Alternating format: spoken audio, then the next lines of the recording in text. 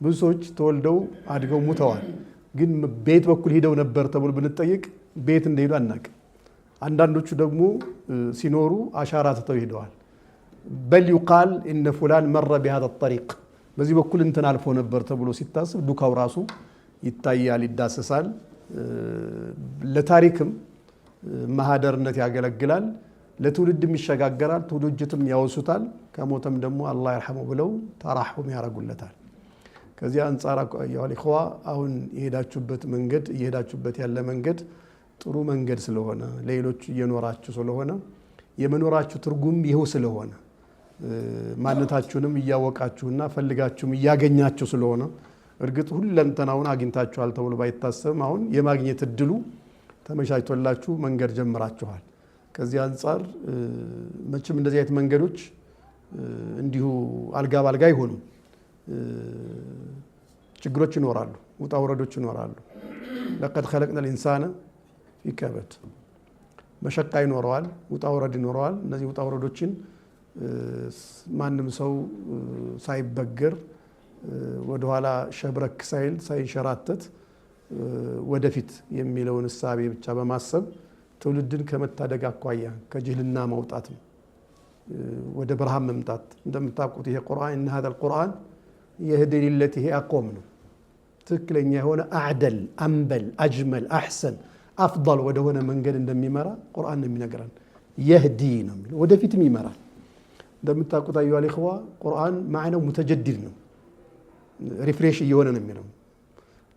ለፍዙ ነው እንግዲህ ወህይ ተቋረጠ ሲባል ለፍዙ ነው የሚቋረጠው ማዕናው ግን ሙተጀዲድ ነው በየጊዜው ዑለማዎች እየመጡ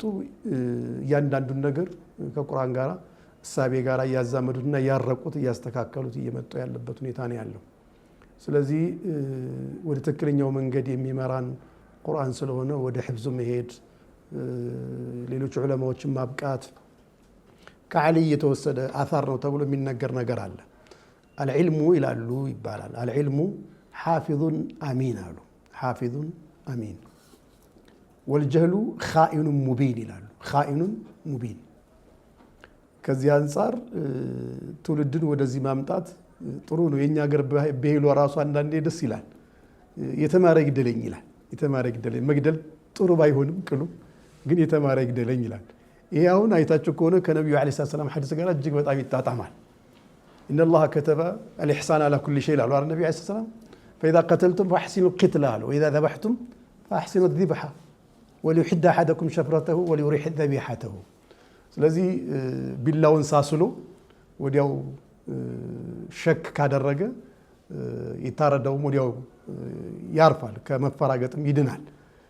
ስለዚህ መግደልም ሲሆን አሳምሮ የተባለበትም ሰው የተማረ ከሆነ አገደለው አንዳንዱ ጃሂል ከሆነ